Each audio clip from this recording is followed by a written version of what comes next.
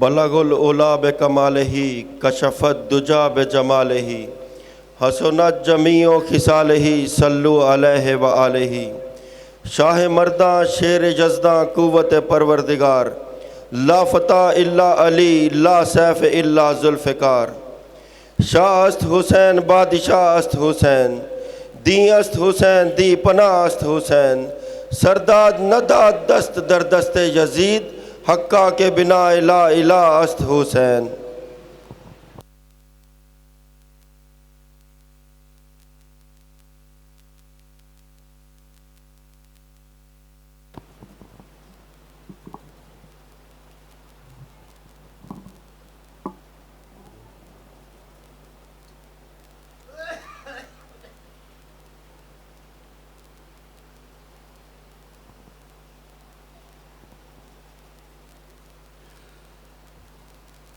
اعوذ باللہ من الشیطان الرجیم بسم اللہ الرحمن الرحیم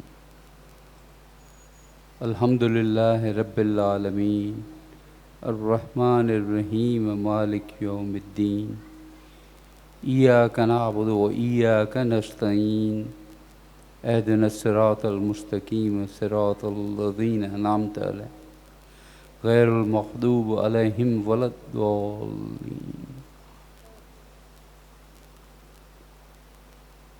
انا اعطیناک الکوثر فصل لربک وانحر ان شانئک هو الابتر. قل هو اللہ احد اللہ الصمد لم یلد ولم یولد ولم یکن له کفوا احد.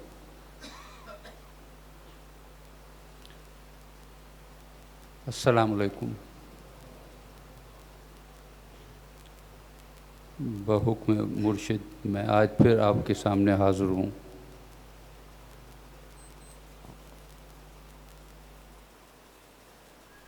آج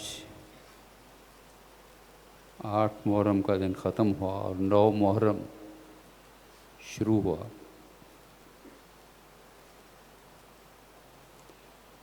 جیسے عرض کیا کہ میدان کربلا جس کی یاد میں جو واقعہ وہاں وقوع پذیر ہوا، جس کی یاد میں اور امام عالی مقام کو خراج تحسین ان کے ساتھ ان کے رفقا شہدائے کربلا جن کو خراج تحسین پیش کرنے کے لیے ہم اکٹھے ہوئے ہیں، ان میں سے ہر ایک کی شہادت الہی اسراروں اور عشق کے رموز سے بھرپور ہے، جس کو سمجھنے کے لیے عمریں درکار ہیں. ہم تو اپنی بساط کے آہر اپنے اوقات کے مطابق ان کے متعلق چند باتیں کر کے ہی اکتفا کر سکتے ہیں.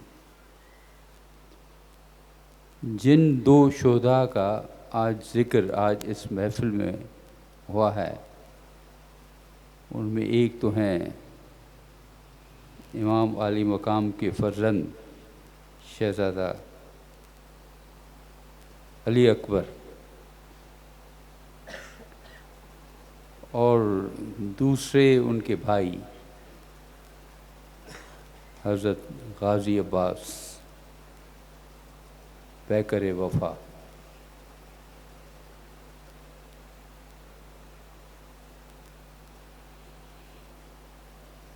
حضرت غازی عباس کی ولادت سے پہلے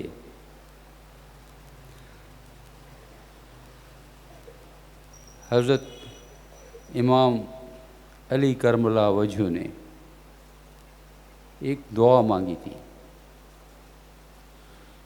مانگی تھی جس کے نتیجے میں حضرت عباس اس دنیا میں تشریف لائے اور تولد ہوئے. اور وہ دعا کچھ ایسے تھی کہ یا مولا، جس طرح پیغمبر صلی اللہ علیہ وآلہ وسلم کے لیے میں تھا ان کا غلام، ان کی حفاظت کرنے کے لیے مامور. اسی طرح آل رسول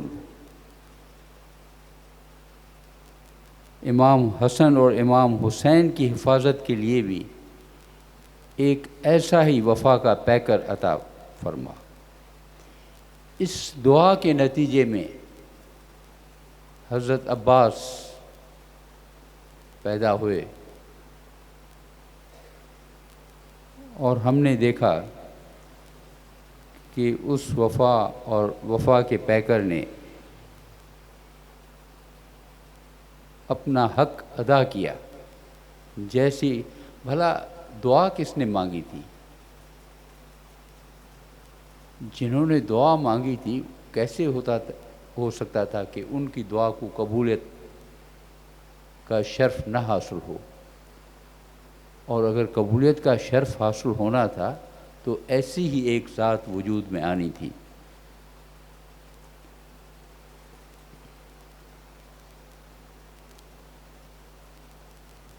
حضرت عباس اور حضرت علی اکبر دونوں بے حد خوبصورت جوان تھے.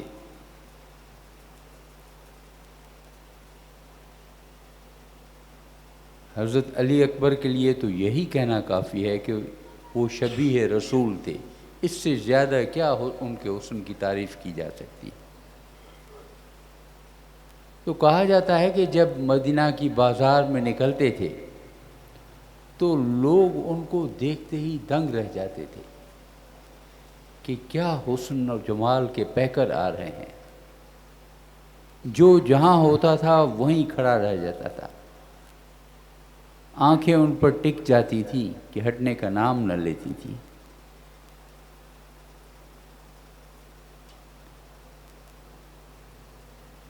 حضرت علی اکبر کے لیے تو جیسے میں نے عرض کیا کہ ان کے لیے کہا جاتا تھا کہ وہ ہو بہو نبی پاک صلی اللہ علیہ وآلہ وسلم کی تصویر ہیں. شبیہ رسول کہا جاتا تھا ان کو. اس حد تک ہم شکل نبی صلی اللہ علیہ وآلہ وسلم تھے کہ واقعات بھرے پڑے ہیں جس میں اس چیز کا بیان کیا گیا ہے. مثلا ایک اصحاب رسول کے متعلق بتایا جاتا ہے کہ ایک دن وہ مسجد نبوی میں داخل ہوئے اور روضہ رسول کے پاس آئے تو چیختے ہوئے باہر نکلے کہ نبی کریم صلی اللہ علیہ وآلہ وسلم اپنے مرکز مبارک سے باہر آ گئے ہیں. ہوا یہ تھا کہ حضرت علی اکبر وہاں بیٹھے تھے. ان کو دیکھتے ہی انہیں یقین نہیں آیا کہ یہ کوئی اور ذات ہو سکتی ہے. اتنی شباہت اور اتنی شکل مبارک ملتی تھی. لیکن یہ شکل کا ملنا صرف جسمانی نہیں تھا، اس کے پیچھے روحانی حقیقتیں چھپی ہوئی تھیں.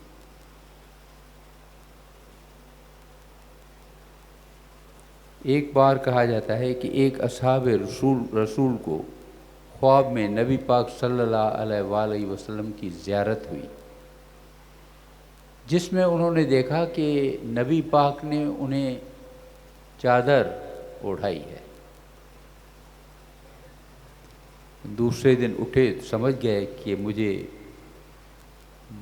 بارگاہ رسول سے طلبی ہوئی ہے اور یہ حاضری کے لیے وہاں حاضر ہوئے. روضہ اقدس پر پہنچے، سلام پیش کیا اور جب وہاں سے چلنے لگے تو حضرت علی اکبر نے آواز دی کہ چادر لیے بغیر چلے جاؤ گے؟ تو یہ شباہت صرف ظاہری شباہت تک محدود نہیں تھی. جیسے میں نے عرض کیا، اس کے پیچھے بہت گہرے رموز و اسرار ہیں. اسی طرح کہتے ہیں کہ ایک اصحاب رسول آئے روضہ رسول پر اور انہوں نے بھی کچھ اس طرح کا خواب دیکھا تھا کہ نبی پاک صلی اللہ علیہ وآلہ وسلم کو خواب میں مسواک پیش کر رہے ہیں، تو اٹھے تو مسواک کاٹی، تراشی، بنائی اور روضہ رسول میں لے آئے۔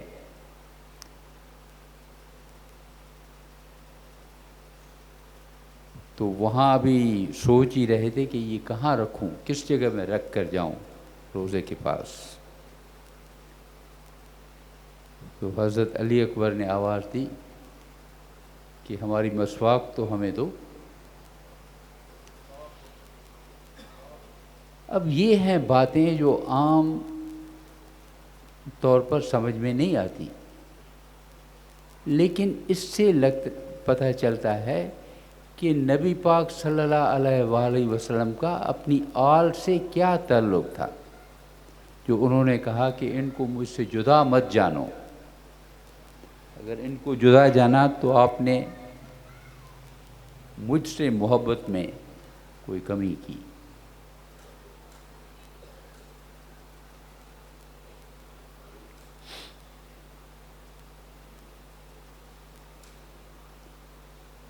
عاشور کے دن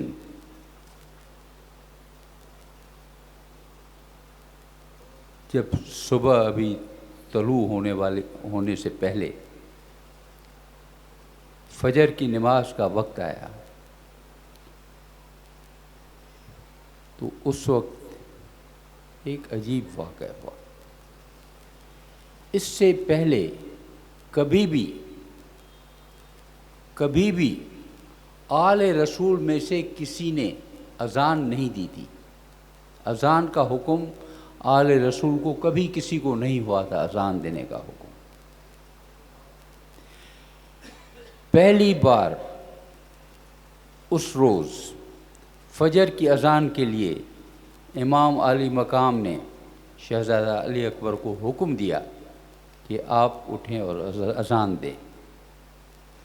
یہ پہلی اذان تھی جو آل رسول نے دی، اور موقعہ دیکھیں، کربلا کا واقعہ جس دن ظہور پذیر ہونا تھا۔ اس کے پیچھے ایک پیغام ہے۔ یہ محض اذان نہیں ہے، ایک طریقے سے کربلا کا پیغام اسی اذان میں جیسے چھپا ہوا ہے، صرف اس پر غور کرنے کی ضرورت ہے۔ اذان کیا ہے؟ اذان اللہ تعالیٰ کی ثنا ہے، وحدت بیان کرنا ہے، نبی کریم صلی اللہ علیہ وآلہ وسلم کو شہادت دینی ہے۔ پھر جو بات ہوتی ہے اذان میں، نماز کی طرف بلایا جا رہا ہے، نماز کی طرف بلایا جا رہا ہے اذان میں۔ جو مقصد ہے اس کا فائنل اینڈ، یعنی جس پرپس کے لیے، جس مقصد کے لیے اذان دی جا رہی ہے کہ آؤ نماز قائم کرو، نماز پڑھو۔ تو یہی پیغام ہے جو امام علی مقام نے اپنے شہزادہ کے تھرو یہ دیا۔ یہ اذان صرف ان لوگوں کے لیے نہیں تھی جو کربلا کے میدان میں اس وقت موجود تھے، یہ اذان آج بھی گونج رہی ہے، اور ہم سب کو یاد دلا رہی ہے کہ یہی نماز ہے، یہ وہ چیزیں ہیں جن کے لیے امام علی مقام نے قربانی دی۔ جس دین کو قائم رکھنے کے لیے قربانی دی، اس کا یہ ستون ہے، اور بڑا بنیادی ستون ہے، جسے کبھی بھلانا مت۔ اور آج تک عاشور کے دن جب یہ اذان دی جاتی ہے، اس وقت بھی اور ویسے بھی ہر اذان ہمیں یاد دلاتی ہے کہ امام علی مقام نے اپنے جگر گوشے کو حکم دیا کہ اذان بلند کرو، تاکہ تا قیامت میری امت کے لوگوں کو یاد رہے کہ نماز ہمیں کتنی عزیز ہے، دین ہمیں کتنا عزیز ہے۔ اگر ہم نے اس چیز کو بھلا دیا تو ہم نے جیسے اس پیغام کی روح کو بھلا دیا۔ خراج تحسین خالی لفظوں سے پیش نہیں کرنا، خراج تحسین میں یہ چیز بھی شامل ہو جاتی ہے۔ لیکن بات یہ ہے کہ ہم کیا چیز ہیں، ہم کیا کر سکتے ہیں؟ ہم کوئی خراج تحسین الفاظ کے ذریعے پیش کرتے ہیں۔ نماز اگر ہم نے قائم کی، جیسا حکم ہے ان کا، بہت اچھا ہونا بھی چاہیے، لیکن سوچیں کہ آخر یہ باتیں وہاں سے کیسے آ رہی ہیں؟ یہ ان کی امت کے لیے محبت ہے، نبی پاک صلی اللہ علیہ وآلہ وسلم کی محبت ہے، ان کی آل کی جن کے ذمے یہ کام لگایا گیا، ان کی ہمارے لیے، امت کے لیے، آنے والے ہر انسان کے لیے تا قیامت محبت ہے، جس کی وجہ سے یہ پیغام ہمیں دیا گیا۔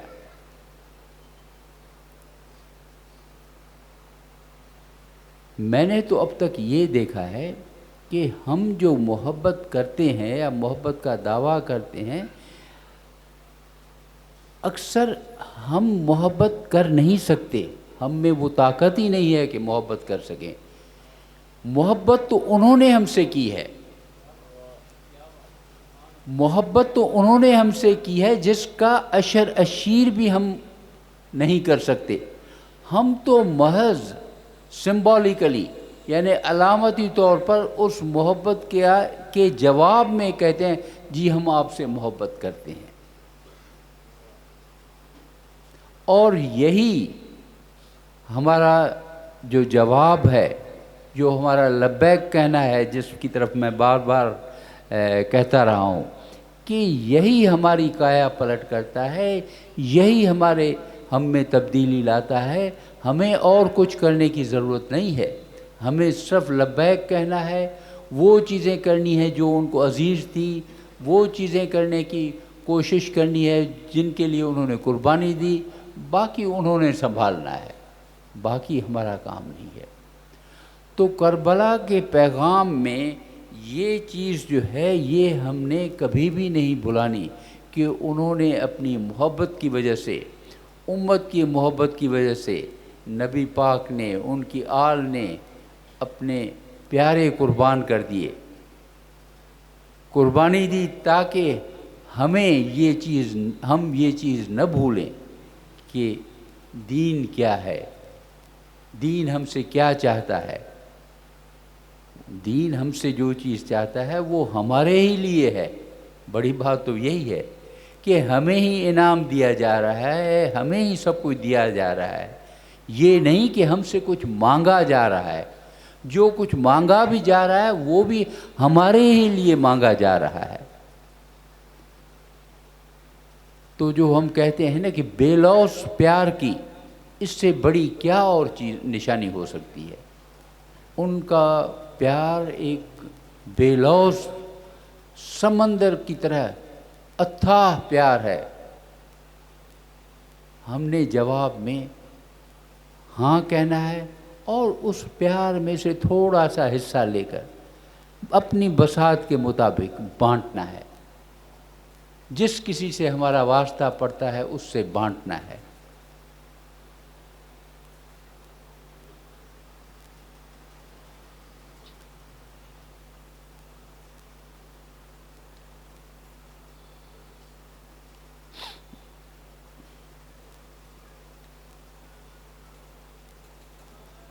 یہاں کچھ اور چیزیں بھی میں عرض کرتا چلوں کہ دین اسلام کی ایک خصوصیت ہے جو اسے باقی سب مذاہب سے ممتاز کرتی ہے۔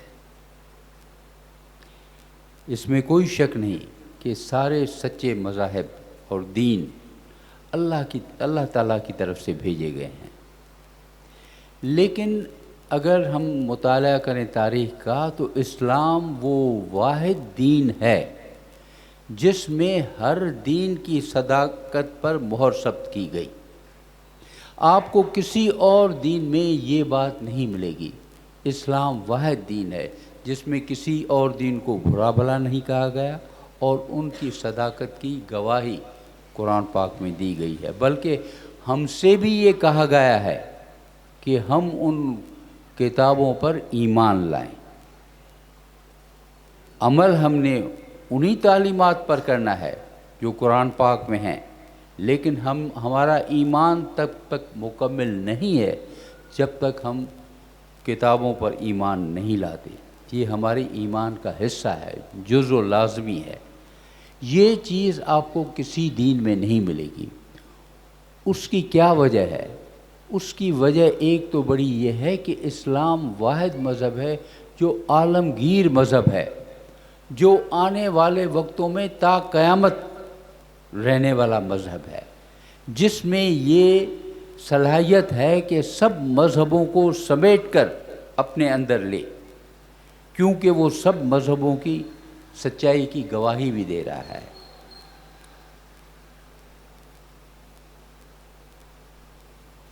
قرآن پاک میں اس حد تک ہے کہ مختلف راستے اور ادیان بنائے گئے جن میں فرق بھی رکھا گیا ہے۔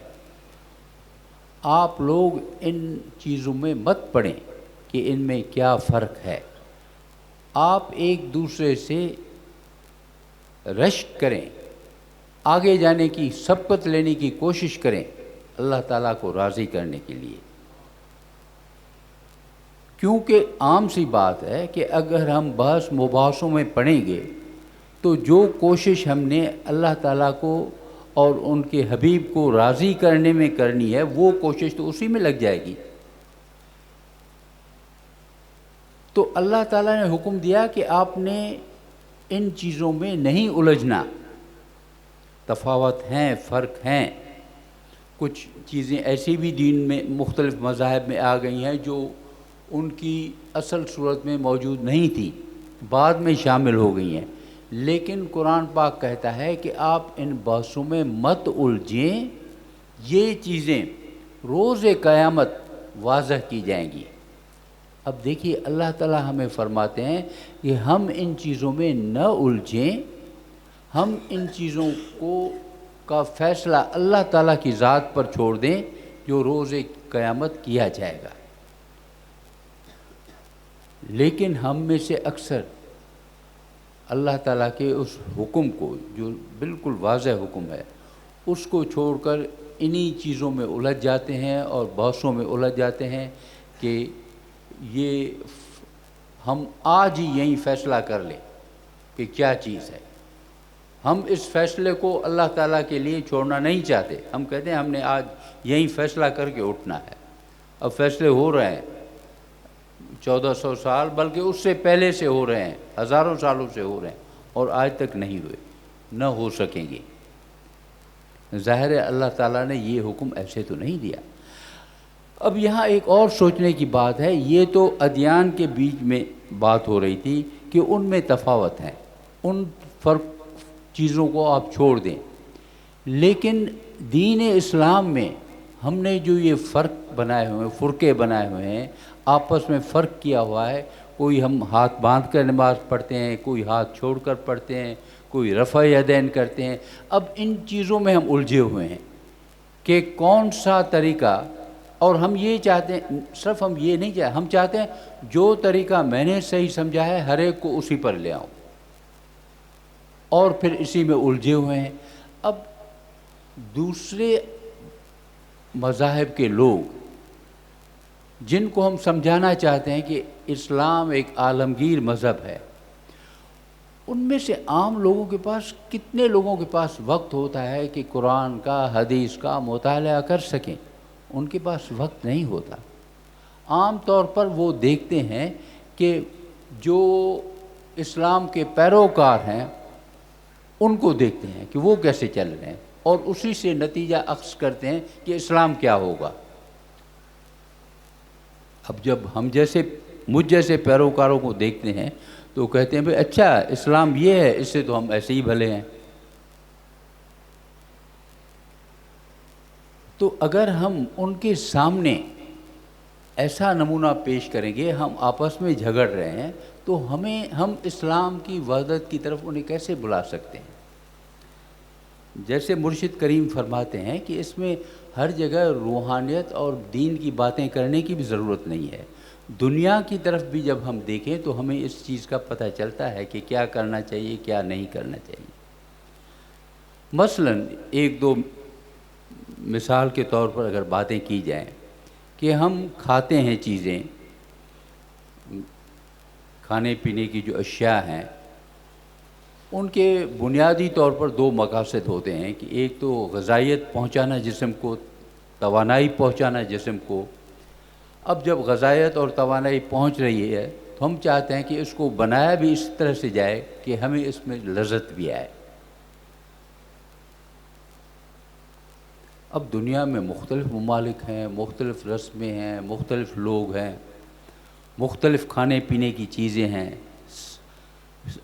ایک ہی چیز لے لیں، مثلا انڈا ہے، مرغی کا انڈا ہے، مجھے آملیٹ پسند ہے، ان کو فرائیڈ پسند ہے، کسی کو ایک اور طرح سے پکا ہوا پسند ہے.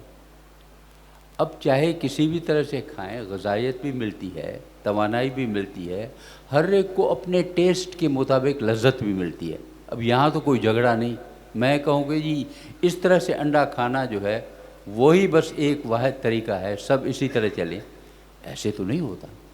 اسی طرح مختلف اشیاء ہیں کھانے کی. کسی ملک میں کوئی چیز ملتی ہے، ہمارے ہاں آم ملتے ہیں، بہت سی دنیا کے ملکوں میں آم نہیں ملتے، وہاں کچھ اور فروٹ ہوتے ہیں، وہ بھی غذائیت پہنچاتے ہیں، توانائی پہنچاتے ہیں، لوگوں کی ٹیسٹ کے مطابق انہیں لذت بھی ملتی ہے. اب ہم کہیں گے جی نہیں آم جیسا تو کوئی پھل ہے ہی نہیں، یہ لوگ ان کو تو کچھ پتہ ہی نہیں ہے، یہ کیا کھاتے ہیں، ان کو بھی آم کھانا چاہیے. اب ایسے تو نہیں ہوگا. اسی سے ہم سیکھتے ہیں کہ دنیا میں اللہ تعالیٰ نے ایسی بہت سی مختلف تنوع کی چیزیں بنا دی ہیں، کیونکہ لوگ مختلف ہیں، طبیعتیں مختلف ہیں، کسی کو کوئی چیز پسند ہوگی، کسی کو کیا چیز پسند ہوگی.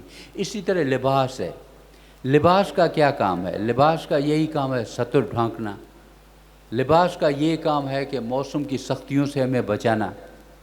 لباس کا یہ کام ہے کہ ہمیں جو کچھ ہم کام کرتے ہیں یا عبادت کرتے ہیں اس میں حرج مت پیدا کرنا، آسانی پیدا کرنا.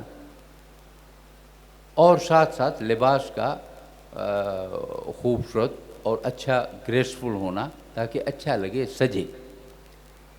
لیکن اس میں بھی ہر ایک کی مختلف ٹیسٹ ہے.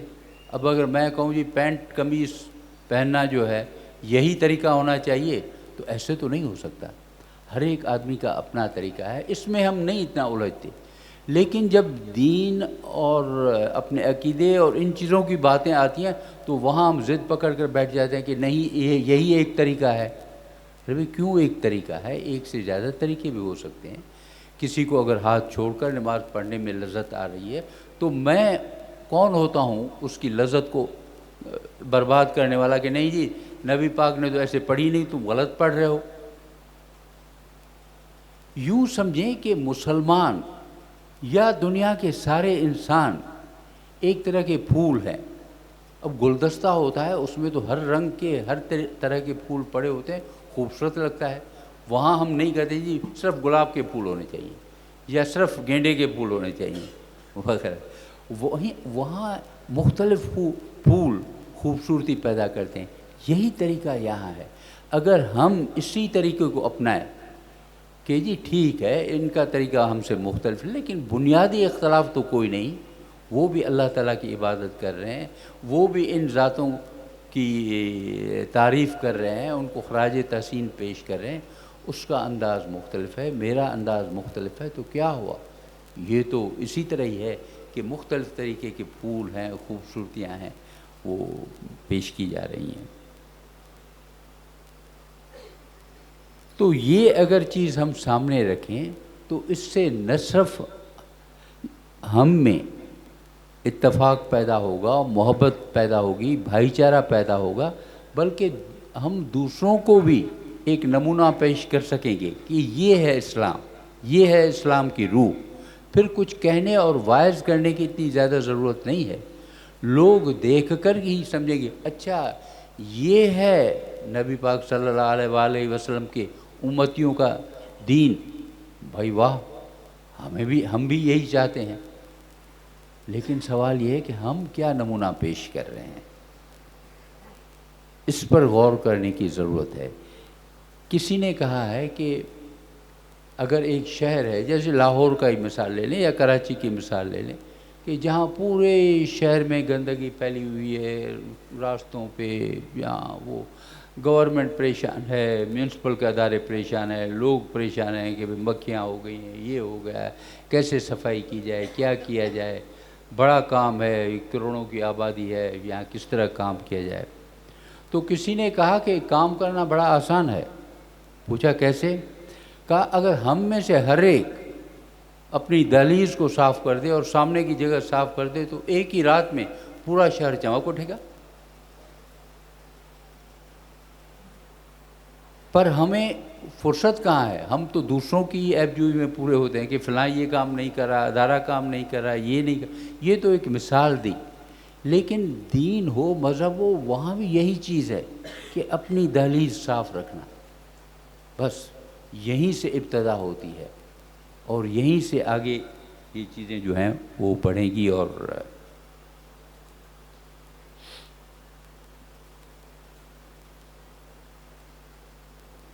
اب یہی چیز کرتے ہوئے حق تعالی، نبی پاک صلی اللہ علیہ وآلہ وسلم، امام عالی مقام، ان کا پیغام، یہ سب عالمگیر حقیقتیں ہیں۔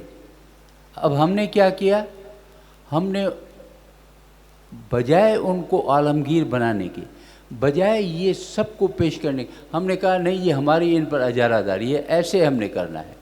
ہم نے ان لامحدود حقائق کو، لامحدود ذاتوں کو ہم نے محدود کرنے کی کوشش کی ہے، ہم نے ان کو لامحدود کرنے کی کوشش نہیں کی۔ ہم چاہتے ہیں کہ دوسرے بھی اسی طرح ان کو دیکھیں، پرکھیں، سمجھیں جیسے ہم نے سمجھا ہے۔ اب آپ سوچیں تو صحیح کہ حق جیسی لامحدود چیز کسی کے دماغ میں آ سکتی ہے؟ چاہے کسی کا کیسا ہی تصور کیوں نہ ہو، وہ تصور حقیقت سے کہیں زیادہ دور ہے، لیکن اگر وہ محبت کی بنیاد پر ہے تو وہ چل جاتا ہے۔ جیسے حضرت موسیٰ کے زمانے میں ایک جو چرواہا تھا، وہ کہہ رہا تھا اللہ تعالیٰ کے لیے، یا اللہ تم میرے پاس آؤ، میں بکریوں کا دودھ تمہیں پلاؤں، میں تمہارے بالوں میں کنگھی کروں۔ اب یہ حقیقت تو نہیں ہے، لیکن چونکہ محبت کی بنیاد پر ہے تو یہ چل جائے گا۔ یہی محبت ہمیں حقیقت تک رسائی کرائے گی۔ اچھا، لیکن جہاں لوگ اس طرح کے اپنے سوچ اور اپنے اندازے لے کر بیٹھ جاتے ہیں سخت ہو کر کہ جی ہم نے جو سمجھا ہے یہی حقیقت ہے، تو وہاں پھر یہ جھگڑے لامحالہ ہوتے ہیں، جھگڑ رہے ہیں مسلسل، ایک دوسرے کو کنونس کرنے کی کوشش کر رہے ہیں، ہوتا تو کچھ نہیں، یہ چلتے ہی رہتے ہیں جھگڑے۔ اس کے برعکس جو لوگ جانتے ہیں وہ تو ٹن ہے ایک لحاظ سے، انہیں تو فرصت ہی نہیں کہ وہ جو لذت لے رہے ہیں اس جاننے کی، اس سے نکلنے کی، وہ پھر اللہ کے حکم سے ہی آتے ہیں، آ کر دوسروں کو یہ نکالتے ہیں۔ ان میں ان کے پاس یہ جھگڑے اور یہ مباحث، یہ دوسروں کو کم کہنا، برا بھلا کہنا، یہ چیز آپ کو کہیں نظر ہی نہیں آئے گی۔ بس اللہ تعالیٰ ہمیں توفیق دے کہ ہم ان ذاتوں کو بجائے محدود کرنے کے، جو لامحدود ذاتیں ہیں، ان کو اسی طرح دیکھیں، اسی طرح سمجھیں، اور اگر کوئی اور ان سے اپنے انداز میں محبت کرتا ہے تو انہیں بھی خراج تحسین پیش کریں گے، جی ہمیں خوشی ہو رہی ہے اس سے۔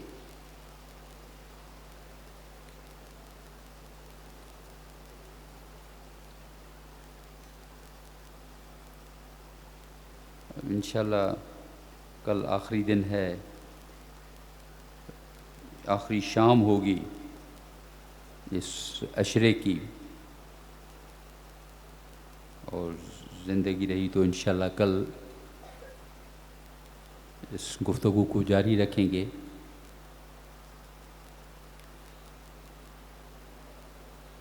ہمیشہ کی طرح اللہ تعالیٰ سے یہی دعا ہے کہ ہم آزمائش کے لائق نہیں ہیں،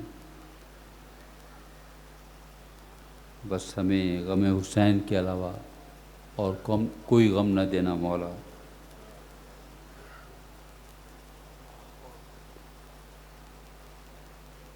اللہم صلی علی محمد وعلی آل محمد کما صلیت علی ابراہیم وعلی آل ابراہیم انک حمید مجید۔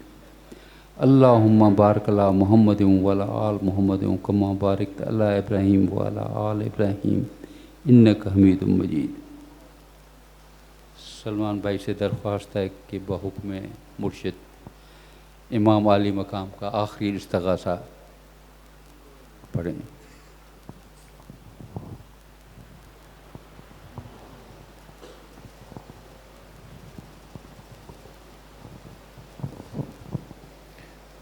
نبوت کا لعاب میری گٹھی میں ہے، میں فرزند رسول و بطول ہوں۔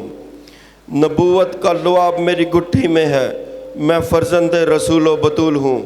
امیر المومنین کا بیٹا ہونے پر مجھے فخر ہے، میں صاحب منا کا فرزند ہوں۔ امیر المومنین کا بیٹا ہونے پر مجھے فخر ہے، میں صاحب منا کا فرزند ہوں۔ میں حسن کی تربیت ہوں، میں حسن کی تربیت ہوں۔ یہ اتمام حجت ہے ایک حجت خدا کی طرف سے، یہ اتمام حجت ہے ایک حجت خدا کی طرف سے۔ یاد رکھو تم میری سانسیں بند کر کے اپنے لیے توبہ کا دروازہ بند کر لو گے۔ یاد رکھو تم میری سانسیں بند کر کے اپنے لیے توبہ کا دروازہ بند کر لو گے۔ تمہیں اپنے امیر سے انعام کا جتنا لالچ ہے، اس سے 1000 گنا زیادہ میں تمہیں ایک سوال پر عطا کر سکتا ہوں۔ تمہیں اپنے امیر سے انعام کا جتنا لالچ ہے، اس سے 1000 گنا زیادہ میں تمہیں ایک سوال پر عطا کر سکتا ہوں، مگر تم نسلاً بھکاری ہو، مگر تم نسلاً بھکاری ہو۔ سنو اور اس پر بحث کرو، سنو اور اس پر بحث کرو۔ کہکشاں ہماری راہ گزر ہے، ستارے ہمارے نقش قدم ہیں۔ کہکشاں ہماری راہ گزر ہے، ستارے ہمارے نقش قدم ہیں۔ کتب ہم سے سمت کا تعین کرتا ہے، کعبہ کوسین ہماری منزل ہے۔ کتب ہم سے سمت کا تعین کرتا ہے، کعبہ کوسین ہماری منزل ہے۔ بیت المعمور ہمارا پڑاؤ ہے، بسم اللہ ہمارا افتتاحیہ ہے۔ بیت المعمور ہمارا پڑاؤ ہے، بسم اللہ ہمارا افتتاحیہ ہے، اور بلغ الماء ہمارا اختتامیہ ہے، اور بلغ الماء ہمارا اختتامیہ ہے۔ انما ہماری تینت ہے، الف لام میم ہمارا تعارف ہے۔ انما ہماری تینت ہے، الف لام میم ہمارا تعارف ہے۔ العصر ہماری حیثیت ہے، اور سورہ فیل ہمارا ماضی ہے۔ العصر ہماری حیثیت ہے، سورہ فیل ہمارا ماضی ہے۔ والفجر ہماری رنگت ہے، فی القربہ ہماری قیمت ہے۔ والفجر ہماری رنگت ہے، فی القربہ ہماری قیمت ہے۔ سورہ دہر ہماری سخاوت ہے، من الیشرا ہمارا استحقاق ہے۔ سورہ دہر ہماری سخاوت ہے، من الیشرا ہمارا استحقاق ہے۔ تہا ہمارا اوڑھنا بچھونا ہے، مزمل ہمارا حجاب ہے۔ تہا ہمارا اوڑھنا بچھونا ہے، مزمل ہمارا حجاب ہے۔ سورہ قدر میں ہماری قدریں ہیں، سورہ قدر میں ہماری قدریں ہیں۔ ہم حالت نماز میں قبلوں کا تعین کرنے پر قادر ہیں، ہم حالت نماز میں قبلوں کا تعین کرنے پر قادر ہیں، اور رکوع میں فرو کی دیگر ضرورتیں پوری کرنے کی توفیق رکھتے ہیں، اور رکوع میں فرو کی دیگر ضرورتیں پوری کرنے کی توفیق رکھتے ہیں۔ ہماری وزاداری کا نام ہی شریعت ٹھہرا، اور ہم ابراہیمی ہیں۔ ہماری وزاداری کا نام ہی شریعت ٹھہرا، اور ہم ابراہیمی ہیں۔ اللہم صلی علی محمد وعلی آل محمد کما صلیت علی ابراہیم وعلی آل ابراہیم انک حمید مجید۔ اللہم بارک علی محمد وعلی آل محمد کما بارکت علی ابراہیم وعلی آل ابراہیم انک حمید مجید۔ آمین۔